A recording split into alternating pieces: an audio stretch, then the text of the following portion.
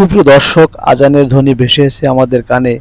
বিকেল ঘনিয়ে আসছে, সন্ধ্যা ঘনিয়ে আসছে, তবু আমরা ব্যস্ত থাকি দুনিয়ার স্বার্থে। ভুলে যাই রবের ডাকে সাড়া দিতে। যে আজান আমাদের মুক্তির পথে ডাকে, আমরা সেখানেই থাকি উদাসীন, থাকি ও অলসতা, থাকি গাফলতি। সুপ্রিয় দর্শক, আসুন একটু ভাবি, একটু চিন্তা করি, নামাজে ফিরি, তবেই মিলবে হৃদয়ের প্রকৃত শান্তি। আজান বাজে আমরা উদাস, এটাই আমাদের ব্যস্ততার সর্বনাশ। সুপ্রিয় দর্শক, আমি কাউকে জ্ঞানের কথা বলছি না, আমি নিজে নিজে উপলব্ধি করতে পেরেছি ঘুরতে এসে। এজন্যেই কিন্তু আমার কল্পনার জগতে এগুলো ভেসে আসছে। আমি দেখছি বাজার, মার্কেট, যেখানেই দেখি শুধু মানুষ ব্যস্ত ব্যস্ত, শৌখিন, বিলাসী, ভালোবাসা, ভালো থাকবে, এটাই তাদের চিন্তা।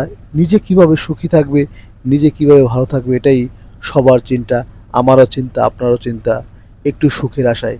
কিন্তু পার্থিব জগৎ ভিন্ন, এই দুনিয়া এবং আখিরাতের কথাও আমাদের ভাবতে হবে।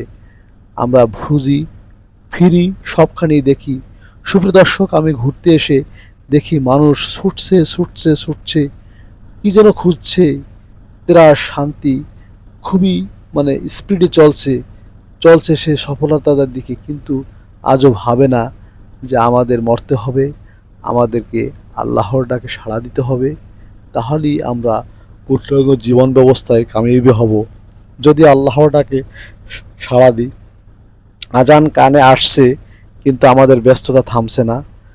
আজান ভেসে আসছে, আমাদের কাজকর্ম থামছে না।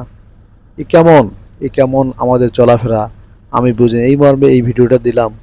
আসুন আমরা আল্লাহকে